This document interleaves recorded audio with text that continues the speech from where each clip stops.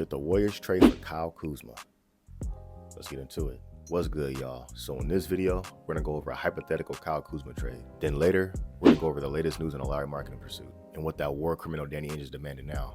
But first, let's get to Kyle Kuzma. Kyle Kuzma is a 28-year-old 6'9" power forward for the Washington Wizards. He's a career 17-point-per-game scorer, but the last two seasons in Washington, he's averaged 21 and 22 points per game respectively. Now, one thing to keep in mind with those scoring averages, those are coming while he's playing for one of the worst teams in the league. The Wizards are trash, so he's putting up good numbers on the tanking team. So keep that in mind with this discussion. But anyways, before that, he was a part of the 2020 championship Lakers, back when they won that Mickey Mouse championship. Now, while I am discrediting that championship a little bit, I'm not discrediting the fact that he was a core piece on the championship caliber team. Kuzma learned how to play his part next to two superstars. He is a good player, and he is capable of playing winning basketball for a good team. But anyways, man, let's get to this trade. So I'll put this trade proposal together based off the Wizards' reported asking price. Kyle Kuzma for Moses Moody, Gary Payton, Kevon Looney, a first-round pick, and 2 second-round picks. Now, a few things about this trade proposal. Number one, the Wizards are asking for 2 first-round picks minimum for Kyle Kuzma. I'm not trading 2 first-round picks for Kyle Kuzma, bro. It's not happening. There's a reason he hasn't been traded yet, because no team is willing to meet that price. But I feel like this counteroffer is more than fair. You got Moses Moody. And before all that, let me just say, I know a lot of y'all probably feel like Moses Moody probably gets the short end of the stick in all these trade proposals. He's the first one thrown in. Look, man, somebody has to get traded to make these trades work. And as of now, based off all the information we have and what we've seen over the past few years, Moody's the most expendable. If it came down to trading Kuminga or Moody, I'm trading Moody first. If it came down to trading Moody or Pods, I'm trading Moody first. As simple as that, bro. I'm not trying to seem harsh. I'm not trying to seem cold, but we got to upgrade the team. You can't upgrade this team to the extent that you need to upgrade this team while simultaneously being unwilling to trade any of your players. It doesn't work like that. Moody's up for an extension. He hasn't played much. So yeah, man, my bad, Moody, but it is what it is, bro. So anyways, Moses Moody, you got a young two-way player that plays a position in need. Then you got a first-round pick. And then I even threw in 2 seconds. Looney and GP2 are simply salary filler. As you can see, it works in the trade machine. So let's just assume the Wizards accept that trade.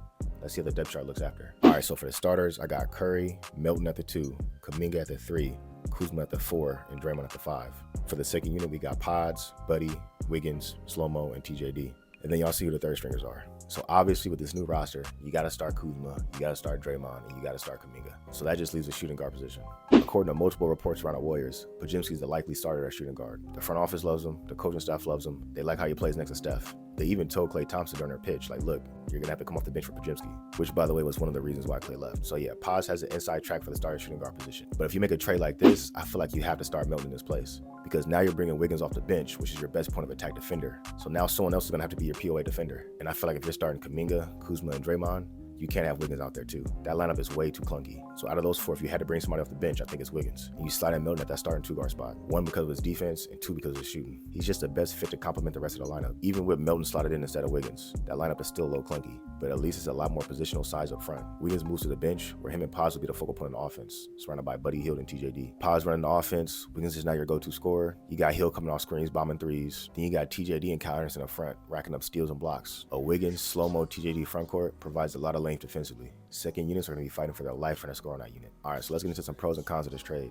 Starting with the pros. Kuzma's a proven championship caliber player that knows how to play alongside stars and adjust his game accordingly. He's a pretty solid defender and rebounder, and I think he'll thrive playing next to Draymond defensively. He provides size along the front lines. I think that's one of Kuzma's biggest strengths, his positional versatility. He's a natural power forward, but he can slide to small forward and slide to center. Now, obviously him playing at small forward and center is not ideal. Those are by no means his best positions. Like I said, he's a natural power forward, and that's where he thrives. But if needed, he can play stretches as a big wing, and he can play stretches as a small ball center. The last point, he's on an extremely team-friendly contract. He's owed a very affordable $23 million next season, and after that, it descends down to $21 million. Then the season after that, he's owed 19. So his contract descends every season, while the salary cap goes up every season. In my opinion, Kuzma at $23 million is a bargain. But if you think about a player of Kuzma's caliber getting paid $19 million 2 years from now, that's a crazy bargain and would be extremely valuable to a team like the Warriors. On top of that, he's only 28 years old, so this contract runs right through his prime. So those are the pros. Now let's get to the cons. The redundancy between Kuzma, Wiggins, and Kuminga is very evident. Now while they don't have the same play style, the redundancies come in, you consider the fact that they like to occupy the same areas of the court. They all like that mid-range area.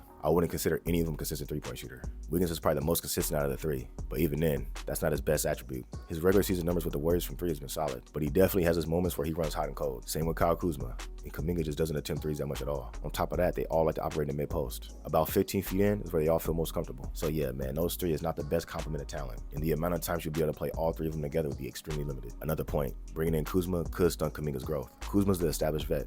and we all know Kerr loves his vets. So even though Kerr should be leaning on Kuminga in year 4, we all know he's going to favor the vet in the end, which could mean Kuminga on the bench a lot more than he should be. And with this essentially being a contract year with him up for an extension, I don't think Kuminga riding the bench is going to fly this year. Not from him, not from his representatives. Especially when he's seeing all this money being thrown around from players in his draft class. I mean, Franz Wagner just got how much? 224 mil? Scotty Barnes just got 230 M's?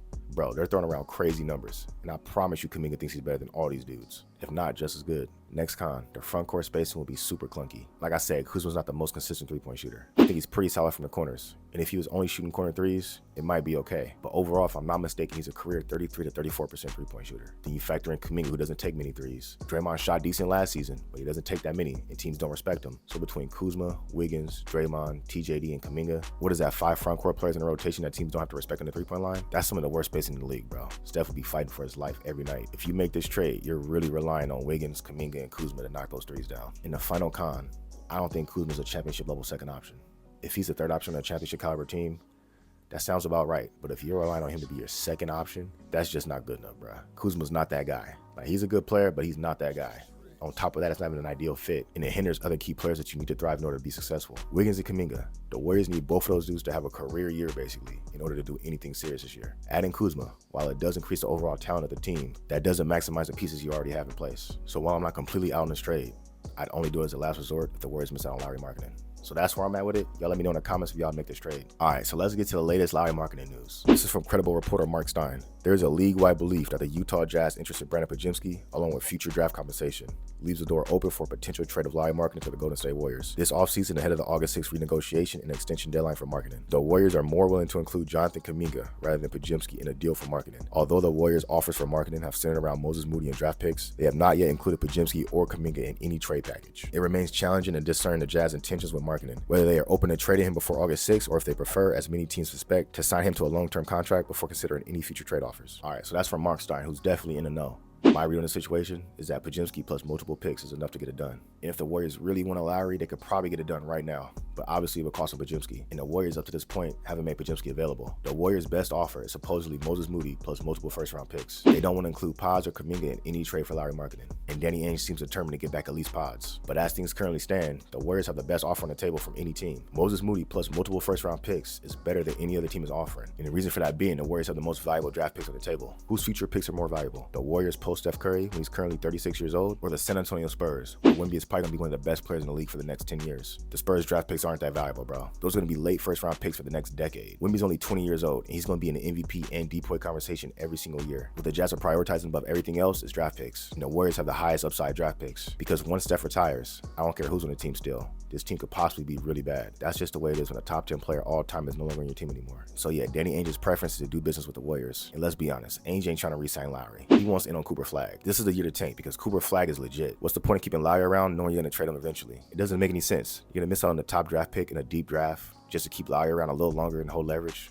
Come on, bro. I don't buy it at all. So yeah, the Cold War between Danny Ainge and Money Mike continues. We'll see who caves first. But anyways, that's all I got for y'all. If I entertained you or you learned something new, do me a favor. Hit that subscribe button. I'll holler at you on the next one. Peace.